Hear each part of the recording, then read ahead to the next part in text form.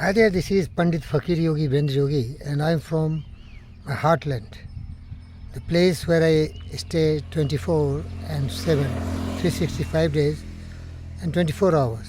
This is the heartland. But here is a message.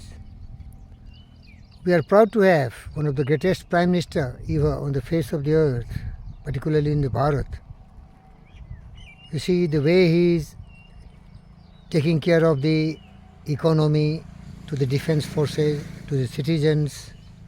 Recently, you must have heard Operation Syndur, when some of the terrorists came and gunned down dozens of the innocent Indians, made the young lady's widow, heart of Mr. Modi melted, and he started Operation Syndur. And you see the results. What has happened, I don't like to go in detail. It is everywhere available in every televisions or even in the YouTube you will find there. But what I tell you, why this has happened. India has been always a mighty nation. After independence, when Prime Minister Jawaharlal Nehru and then so on and so forth, always India has everything, but a true leader was lacking. The victory does not depend on the army, the armed forces. They are very, very important. They are really very, very important, very essential. But who is the commander-in-chief? It is the leader who is really leading the brigade. And Mr. Narendra Modi has proved it, that what a great commander-in-chief he is. By post, the president is the commander-in-chief of the armed forces. But in reality, it is the Prime Minister, Narendra Modi. You see how he has done. And I tell you, what I learned from one of the greatest conquerors of all time, Alexander the Great, what he said. If you have an army of lions led by goats and sheep and cattle, the result will be devastating, because it is leader. It is the courage, conviction, determination, willpower of the warrior who is a front line.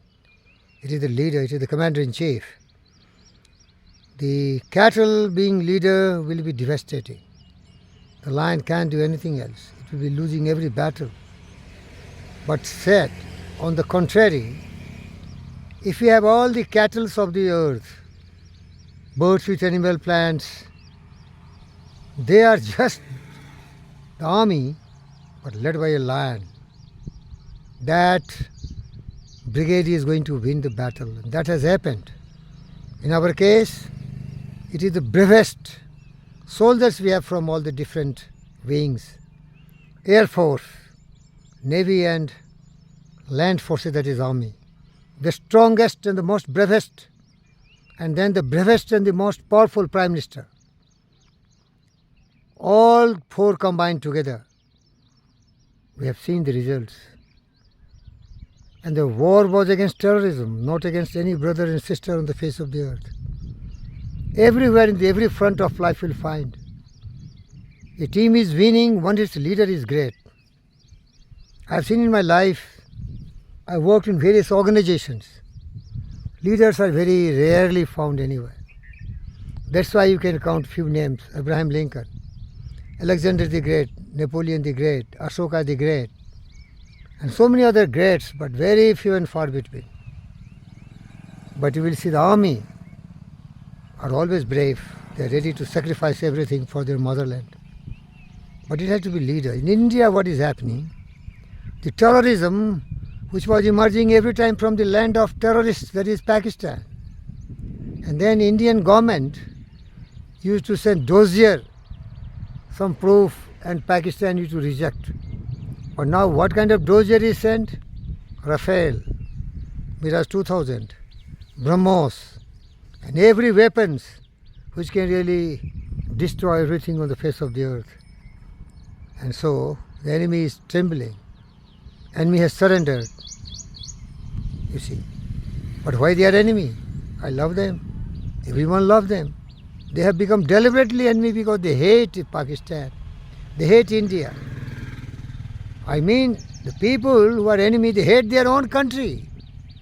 That's why they have this kind of stupid, aggressive attitude towards India. They hate. Munir hates Pakistani. He has put Imran Khan in jail and he will kill him. You see? So I tell you, it's a leader who is great. Led by the bravest soldiers from different wings. The victory has come because of the great leader Narendra Modi. Congratulations, Mr. Modi. You have promised to the citizens of your country, particularly our sisters who have been made widow, their vermilion was erased, washed out by the blood of their husbands. And you have really kept your promise. And you will always do it for the motherland. Your whole life is valiant. Not only have taught lessons to the enemies beyond the boundaries, but inside the country also. You have struck several times against corruption. Your motto is nation first. You don't like corrupt people. So many raids of ED and CBI has been. These people blame you because you belong to a particular party. But these criminals, the corrupt people don't know that they are corrupt. They have looted, plundered the nation and they have become rich. Wealth has not been accumulated just by very fair means. They have cheated. They have bluffed. They have done all kind of criminal things. So you are terror for everyone. My opposition parties, they criticize you sometime. You are misusing CBI, EDs and all the government forces. But they don't know what they are doing. They are dishonest, they are liars, they are cheats, they are corrupt. Their blood is polluted. They have a bad blood. Otherwise, why all are not Narendra Modi? I have no difference between anybody. But as they do, so they seems to the masses. You see, when 9 terrorist camps were destroyed and all the hardest criminals were assassinated, murdered by our Brahmos, how the opposition was feeling sad about it. They want credit. They want to be in power. They don't want real victory for the citizens of India. Without being power also we can really save our motherland. Political parties in power and political parties in opposition, both are united together. The goal is to save the motherland. But how sad they were. None of them uttered a single word against the leadership. They are telling brave soldiers, brave everything. What brave soldiers will do unless there is a command? There is order coming from the commander-in-chief, the president, and the head of the cabinet, real force of the democracy, the prime minister. People understand, boys.